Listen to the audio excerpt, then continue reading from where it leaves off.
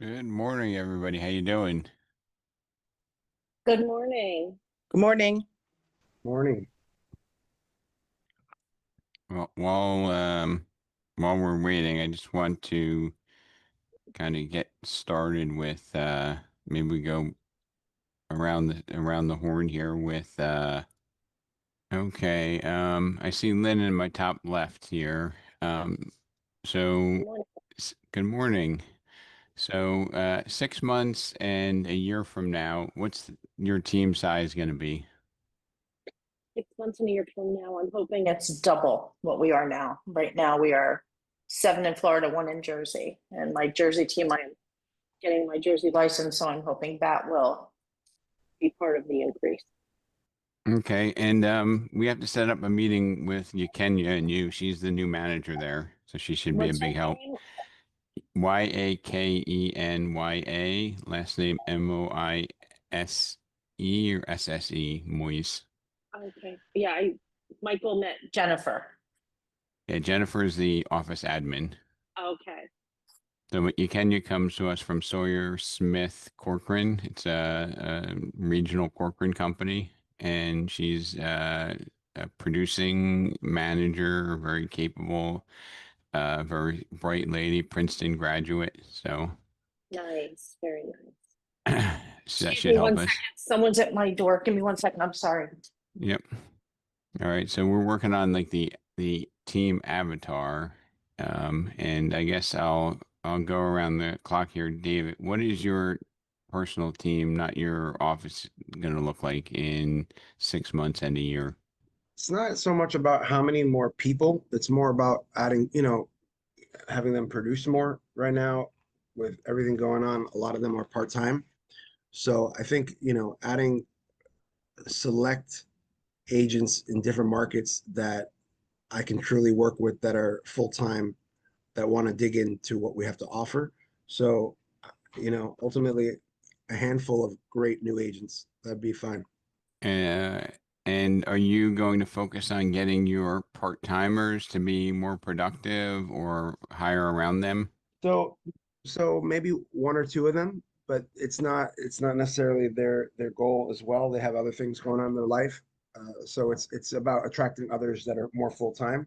One of the challenges for me over here is that we need a local office, and you know, a lot of these local agents are that I've wanted to attract are with people that have an office that they can go and have a closing. A lot of our clients in Southwest Florida that are older expect to meet with the buyer, with an agent, whether it's a buyer's agent or a listing agent in person.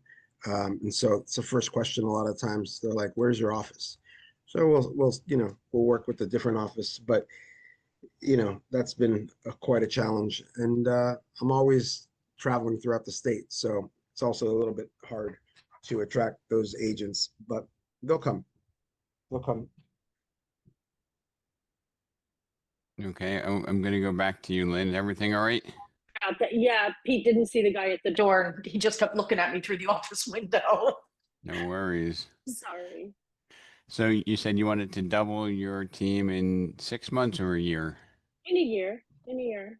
Okay, and talk about like productivity per team member. Like, do you have a minimum, and what are you going to do to, I guess, improve your avatar, your standard in your team? Right. So we've started actually working on that. And anybody new that comes in, we would set the bar higher because what I'm doing now is trying to get the people that are already here to raise their bar, which is really happening. After the last meeting we had where we talked about accountability and things like that, I gave them their daily non-negotiable task sheet. And they said, I don't need to be the one that creates the sheet for you, but you have to make it non-negotiable. So a lot of them have already made new contacts. They are having more showings. They've gotten more active on social media. They're meeting more people, being more social because that was a big issue for a couple of my team members. So I'm already seeing a difference, albeit only 2 weeks worth. But I think setting the standard a little higher for people that come on. I actually had two people on the West Coast And exactly what David said was the challenge. Both of them declined because we didn't have a location for them to take people to. But I'm actually looking more to go north of where we are right now. So it's kind of ironic that we have those challenges because a lot of other companies like, oh, we have no offices I know. and we give you a better financial split, and they give you lower service if you ever try to reach like some of those like a real LPT or a EXP. Mhm. If you're an agent there, not on a team, I challenge you to try to get team support from a broker in the state they're in. I It's like agree. You're not. it's virtually non-existent. Mhm. So might I suggest, and I just want to say this, might I suggest that when they say that you don't have a local office, that's not an insurmountable um, objection, and maybe it's not even an objection at all, because maybe you can say that and say, look, if we had an office there, do you think you'd get more referrals or less? And if you're the only person covering that area, you probably have an opportunity to get more business coming in. And it may not work all the time, but I think a lot of the times it's just about what's in our mind. Um, it's like when we went and Barack Barheim and I, when we did a listing appointment on Palm Beach Island, we thought, oh, they're going to ask, do we have an office here? They thought we were going to ask, how many houses have you sold over 10 million? You know how many of those questions came up? Zero. It wasn't even, it was all in our head. So, not to say, tomorrow we may have something there. In David's case, we're definitely more actively looking because that's the base of his team. But, if you hire somebody outside the area, kind of like what Glenn does is like he went and he found another office where they can meet people in, and we work something out like that. So there's a lot of different opportunities there. And staffing wise, do you intend to change the services that you provide in the next 6 to 12 months, Lynn? It's still me? Yeah. We'd like to add a transaction coordinator. Right now, I'm doing all the follow-up for everybody and making sure everyone's compliant. But everybody's doing all of their own transaction from day one to close. So I think we'd like to add a transaction coordinator to the team that can kind of do the things in between. Now, was that something that you see being offered across the board, or when you hit a certain threshold? Um, I think that it will be offered across the board, but until they hit a certain threshold, they're going to have to pay for that service. Okay, so it's going to be a paid option, and then once you hit a certain number, it's going to be part of your compensation. Yeah. Gotcha. Um, and Chopper or Patrick, do you provide transaction coordination with your staff member for everybody, or is it just selective, productive people? I'll chime in, Rob. So we have several support staff. First, Chopper has his own listing admin. His admin is responsible for doing all of the listings. And then on top of that, we also have Emily, who's our buyer's admin. She is responsible for helping get some of our buyer documents done. She'll help us draft a contract, which we are responsible to double, triple check before it gets sent out for signatures. She'll do review requests, and that is across the board, Rob. Gotcha. Now, has anybody gotten like AI to do like that contract review, the first level, when a team member does a contract, say, um, how was this contract written, or are we not there yet? You mean like the Glenn chat? Yeah. The GPT? No, we're messing with it though. We're doing a few other GPTs. In fact, we've been since Glenn started this every Monday. We meet for 15 minutes on AI and how we've used it in our business and in our lives. I use the thing constantly. It's my second brain, smarter than me. You're smarter to use it, so therefore you get the credit. And what's really great is the diversity of the different teams that we have here. We have, Chopper and Patrick that have a full exclusive team office. We have Bobby Golden, who has a mixed office. We have Lynn running it out of. Are you West Delray? Or are you also considered PGA for your team that you run it out of? So we're West Del Rey because I was told all the team members. Members had to be out of our same office. So I Okay. guess one of them technically is a PGA Office member, but the team is out of West Delray. Fantastic. So we have a lot of different diversity here in terms of structure and even how they're not only how they're structured but how they're physically structured.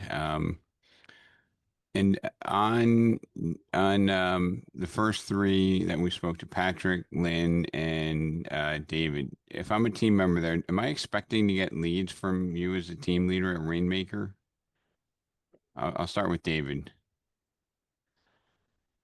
Yeah, so when an agent comes on, the first thing I like to try to do to see what their capabilities truly are is to put them on a new listing that I have coming in.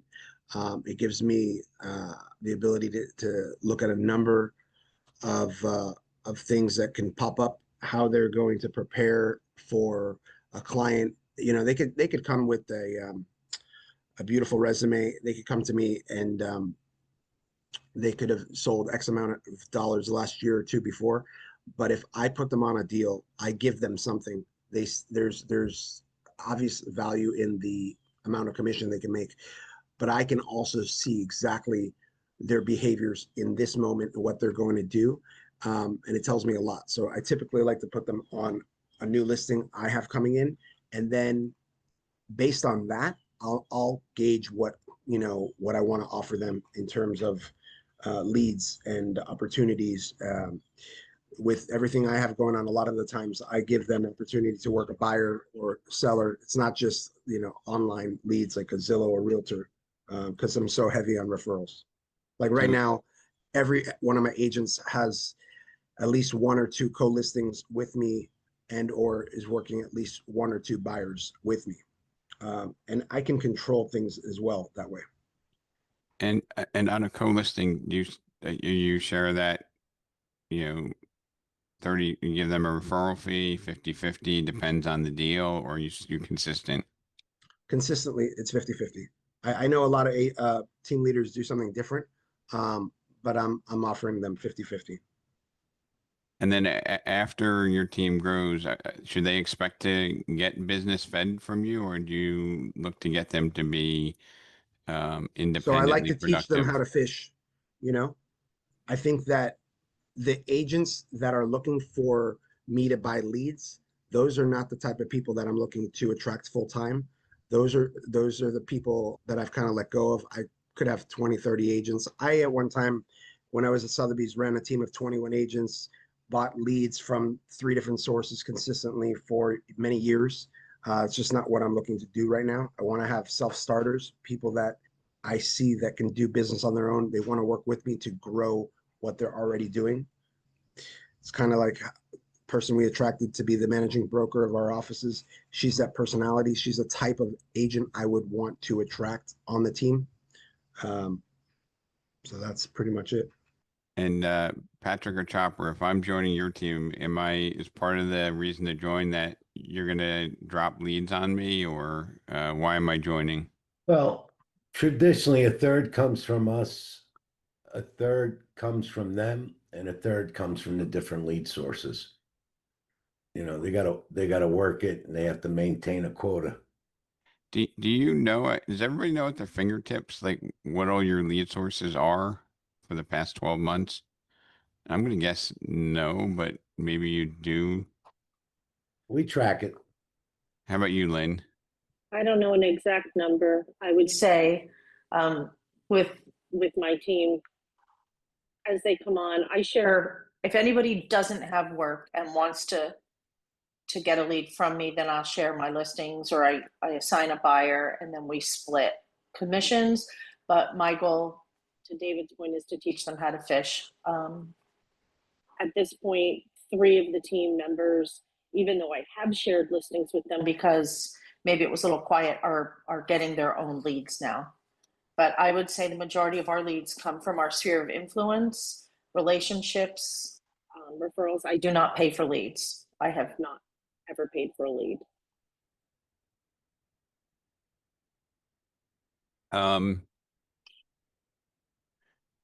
Would it be helpful if we put a box on the tracking form so we can give you a report for all your team members on where all the business is coming from?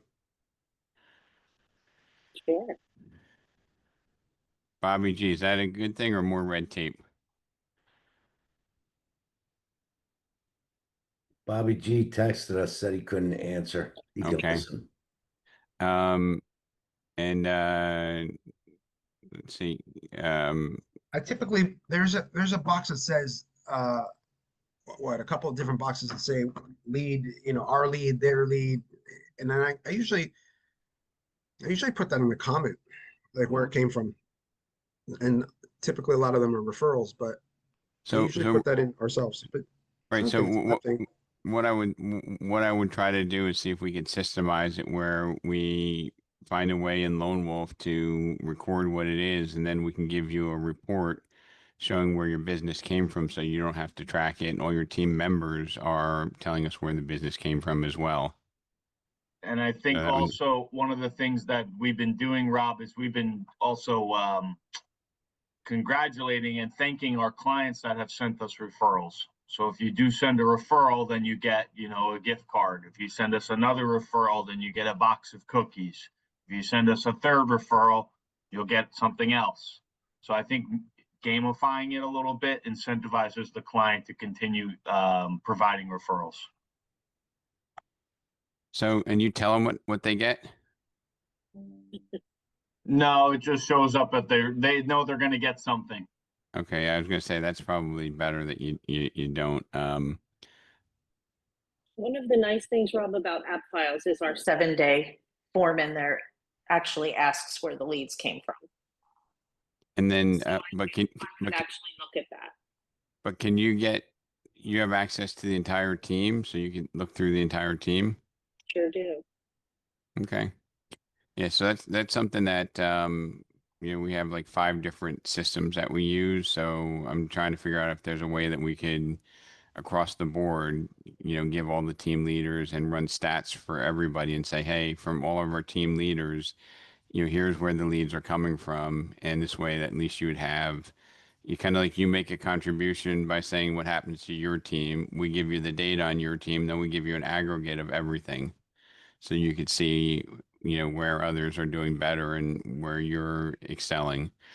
And one of the things that that team survey did point out was a lot of people join teams to get leads. A lot of them have a lower expectation on compensation. So a lot of the team leaders on that survey reported paying team members on team generated leads, whether it would be, chopper a buyer lead that comes in off of Chopper's listing, or Lynn, if it's a lead that you get that is a listing in Fort Lauderdale that you don't want to go to, those team members are getting paid 40 to 50%. That's the overwhelming majority for referred leads. They're not paying a 40% referral fee, they're getting paid 40 to 50% when they provide the opportunity. And being a lot of team members join for a belief that they're going to get a lot of leads, the majority of the business still comes from the sphere of influence from this survey, even though people join often for being on teams. Another survey point is it found out that there was de minimis change in systems for sphere of influence leads, whether it was independent agent or on a team. And I find that kind of disappointing. I would think if you're part of a team, there'd be a little bit more accountability and a little bit more structure so that you're contacting your sphere of influence more regularly. You have better systems. But the survey from Real Scout and Tom Ferry found that there was no change, and that most agents and most team members don't rely upon and utilize structure in maintaining connections with their sphere of influence. So you could have your, you know, bold trail, your lofty, but if you don't use it and you don't as a team leader, hold them accountable. If you're not holding them accountable, I can almost guarantee that they're not using it. Right. And, although Glenn's not here, his famous saying is what? Come on, what's Glenn's Accountability famous? is love. Yep. Accountability is love. Yep. Because if you're not holding them accountable, they're not going to improve, right? What goes along with that, Patrick, is what gets measured improves, right? That's why years ago, real estate offices used to have that, um, production board, right? Because that motivated you when you used to come in the office, say, "Oh, I have 3 listings and Lynn has 4. I better get my ass in gear, right? Because I want to have 5, so I can do better than Lynn." So that's what gets measured improves concept. Um, But that so only works with the top performers. You're back to the 80-20 with that chart. Because they already care. Yeah, but they already quit. And they're like, oh, I'll never catch that person.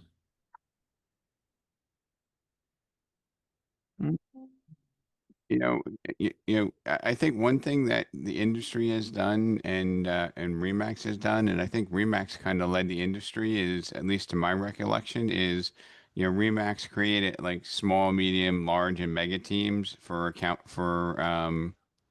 uh, reporting, right? So this way, a small team could still get recognized.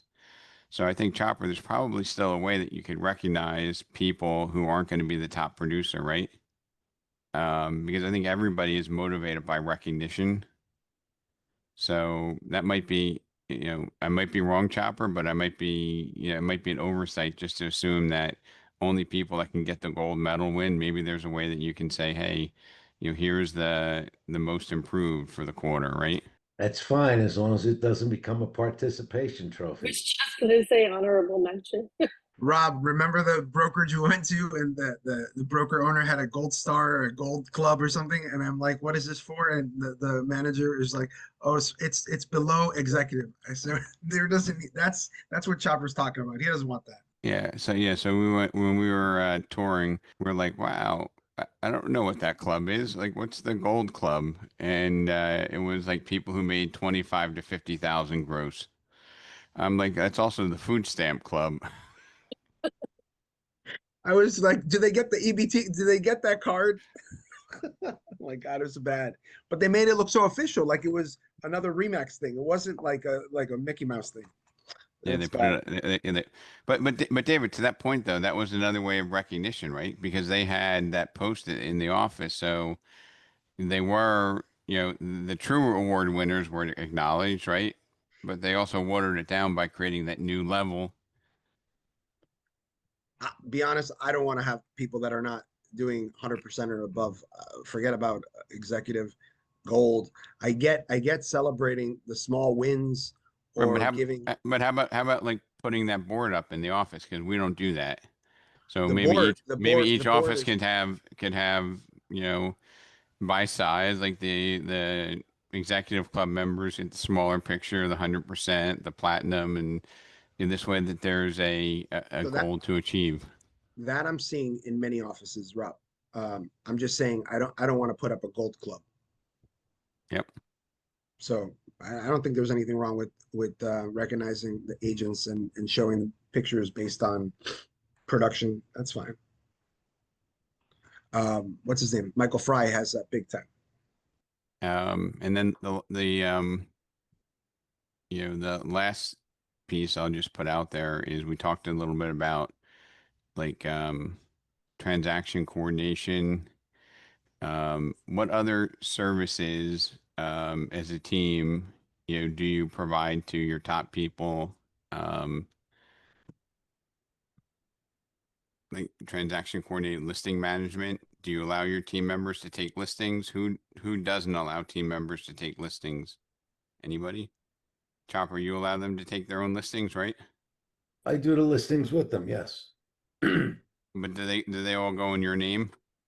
Yes, Okay. and they're cool with that. So, Lynn, do you allow them to put it in their name, or it has to be co-listed?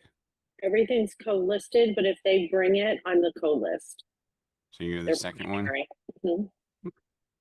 Gotcha. And do you I provide still- anything? Yeah, I still work it with them. I still do the photography And the marketing, the team still offers that to them, even if they bring the listing. And do you pay for that? I do. And do you get reimbursed at the closing, or you take it out of your split? I take it out of my split. Anybody else pay for the marketing for their team members? Chopper, you and Patrick do? Oh, yeah. It keeps it consistent too. And I mean, my husband's licensed but doesn't sell, but he's on Remax as an assistant, a team assistant. So he does a lot of our social media posts. He prepares a lot of that stuff for everybody on the team too. So if they get listings, he'll provide just listed, just closed, whatever. He prepares all that too. But with ChatGPT, they're starting to do their own.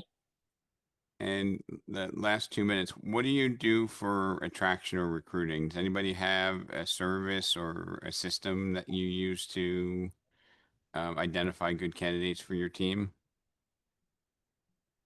Just through meeting them. I like to, so half of the team I've met during a transaction. You know, I could see the behavior and I liked what I saw. So I'm like, let's have a conversation or coffee. And then it was more like organic attraction.